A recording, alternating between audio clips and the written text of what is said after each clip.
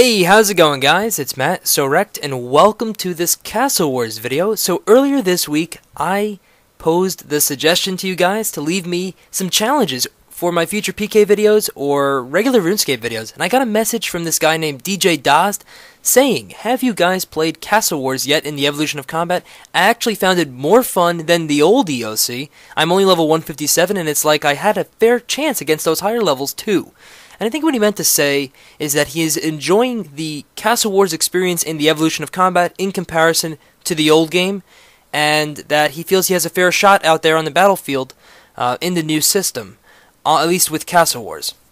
Now, before I jump to any conclusions, and before anybody jumps to conclusions on what he just said, I want to basically tell you about how Castle Wars was in the old game. Castle Wars was the cradle of RuneScape PvP, with the exception of the Wilderness back in the day. It was released in 2004 and was revered for the fact that it was the place where you could test out your combat skills against other players in a safe environment. It was widely played back then, and it was commonplace to see J-mods and famous RuneScapers playing along with you.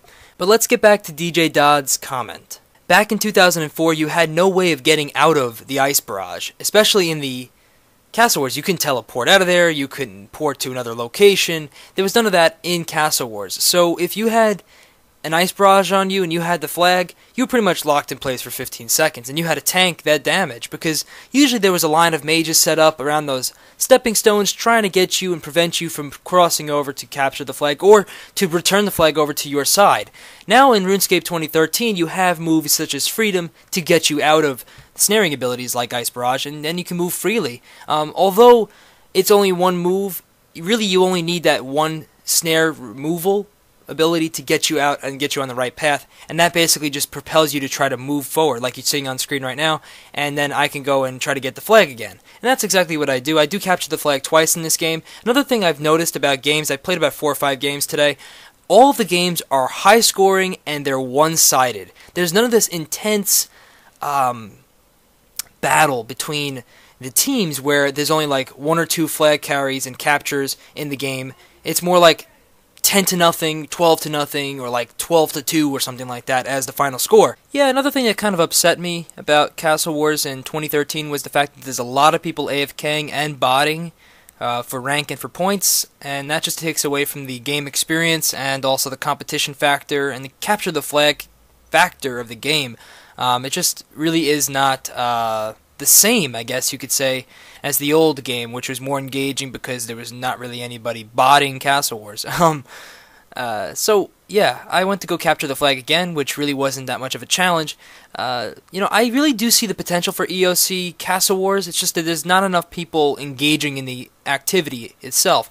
I think DJ Dazd had a really good point in that he said that the game is a lot easier to play now, at least with Castle Wars. You're absolutely right. There's a lot of advantages you have in Castle Wars, like the anticipation move, buffs you up for 10% more armor and 10% more resistance to people attacking you, which will aid you better.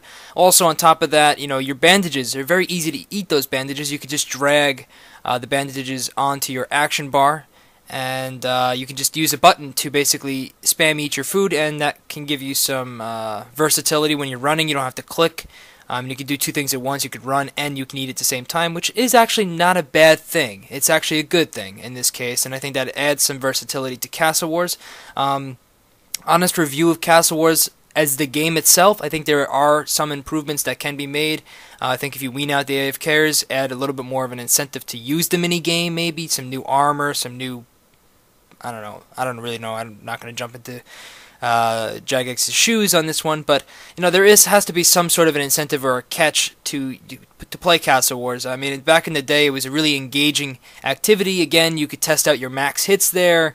It was versatile. There was a lot more people playing the game too. But in general, guys, I don't think it's a bad minigame. I just think there really is not enough people playing it right now, and there could be some potential for this minigame in the future.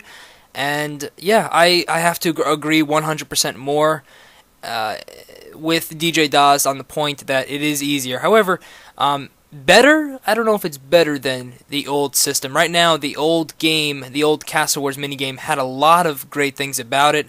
There was a lot of this defensive strategy. There were a lot of clans that went into Castle Wars and actually versed each other in private worlds, and it was actually more engaging too. So, I mean, right now there are some perks, there are some pluses, but there are also a lot of minuses which are inhibiting the game right now. And yeah, that's about all I got for this minigame and for the discussion on Castle Wars today. I really welcome your new challenges and your new video suggestions, because I'm going to be reading them all. So leave a comment here and leave a like if you enjoyed this challenge video, at least in the sense that I talked about Castle Wars, its history, and its current state as it compared to the old game. Stay tuned for more PKing content. I'm going to be doing some of your challenges that I read through for PKing in the previous video, and stay tuned for that video, as well as a live stream this weekend. Have a good one, guys, and peace out.